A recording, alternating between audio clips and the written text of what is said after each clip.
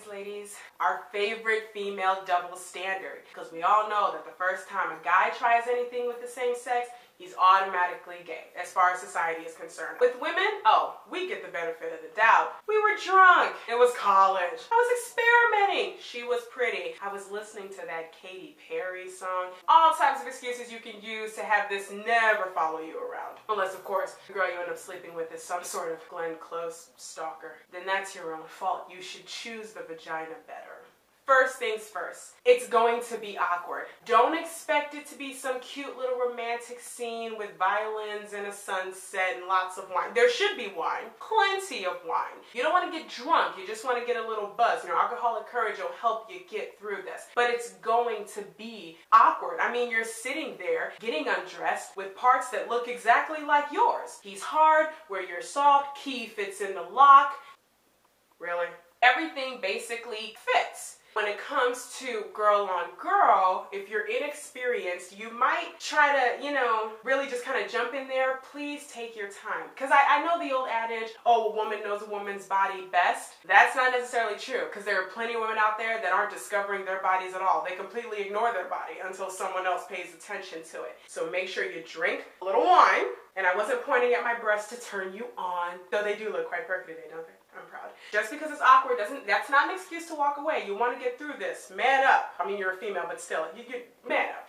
Unless you're determined to do this with someone you're actually extremely attracted to, which you might want to consider doing this more than once to really figure out your sexual identity. But if this is just one crazy night for you, try and get someone with experience. Because like I said, you're dealing with the exact same parts that you have. You want someone that's not afraid to kind of lead you through it, dig right in. When you first get to the bedroom, there should be music playing. No one wants to hear their own heavy breathing. I don't think that's sexy. Some people think it's fine to sound like two horses going at it in a barn. I don't. Let's play a little music. Maybe a little Neil, a little Avant. Kenny Chesney, hell, I don't care, just anything. But nothing too crazy, because the music can set the mood. If I walk into your room, male or female, and you're playing Marilyn Manson, I'm going to assume that you're not in the mood to get it on unless you're trying to have some really rough dominatrix S&M type sex. Do I look like I'm interested in something like that? No.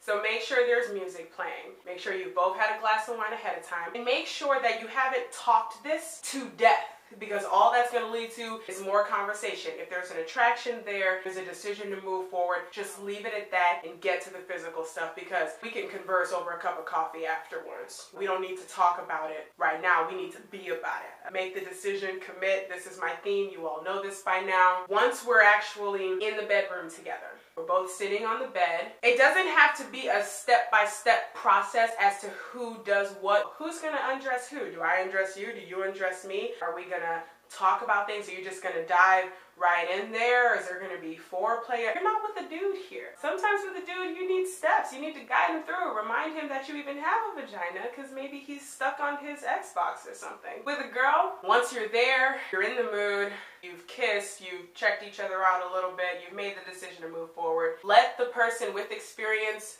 take the lead. Willingly be the student. If you're the person with experience, tip number 1, no toys. Usually when it comes to girl-on-girl pairings, toys are involved, but not for a first-timer, okay? Because if I'm there and I'm making the decision to be with a girl, the last thing I want is you pulling out some huge penis at me called Black Thunder. Because if I wanted a penis, wouldn't be here. The toys are for your second or third time around, not for the first time. No toys. Keep it the two-fingered salute.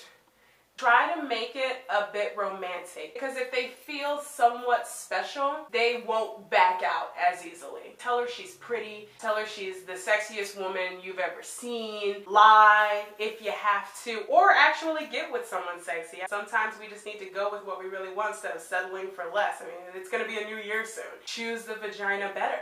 Now, since sex is supposed to be a two-way street, it isn't always. Sometimes that's just wishful thinking. The question is will she, the experienced one, only be the one, what's the term I'm looking for? Muff diving? Hi, Mom. The one who is experienced, realize that you're probably going to be doing most of the work when it comes to dining on Southern cuisine. She might not be ready to take that step just because she likes you. Help her out with her hands. Let her get used to your body, feel around things. For the inexperienced one, you don't just want to lay there like a cold fish. You want to get in, get involved, because that's how you're going to find out what all the hype is about. You want to try to copy some of her movements. The more you take and give, the better the experience will be. One of the questions is, when you're done, to cuddle or not to cuddle? I suggest not cuddling. I'm talking about a first girl-on-girl experience on a drunken night here. I'm not talking about starting a real relationship. I'm talking about getting it in. Get done, smack on the ass, tell her it was good for you too. Get the hell out of there.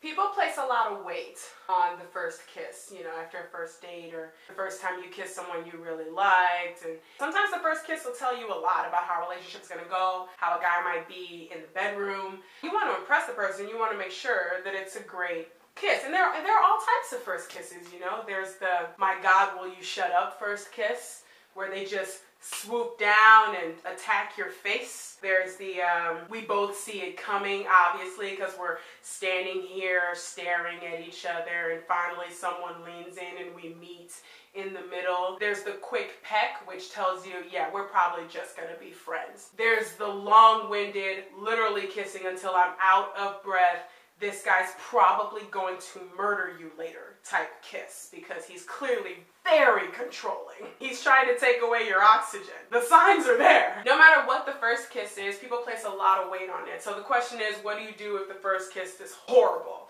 I mean, what if he bit the inside of your cheek? How did his teeth get there is the first question. What if he, you know, is one of those vacuum kissers where they suck in your bottom lip and literally just hold on for dear life? What are you doing? It's attached to the rest of my face. A lot of guys can see from like different movies and the way how women sigh at certain romantic moments where they want to touch your face, move your hair back, maybe grip a handful of hair and direct your head. And that can be very, very sexy, but it can also get a little out of control if you're just doing that. Are you trying to slap me? However the first kiss goes, whatever their technique is, the question is, what do you do if it's absolutely horrible? Because like I said, people place a lot of weight on these things.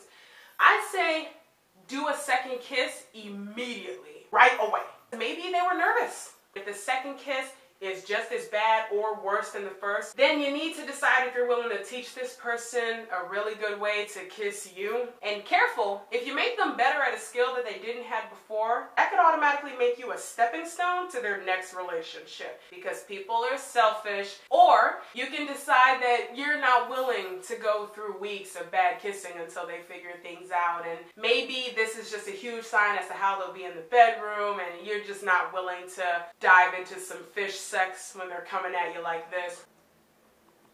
I'd rather kiss Freddy Krueger at this point. Either way, you do have options. If the first kiss is horrible, you don't have to stick it out unless you're, you know, desperate.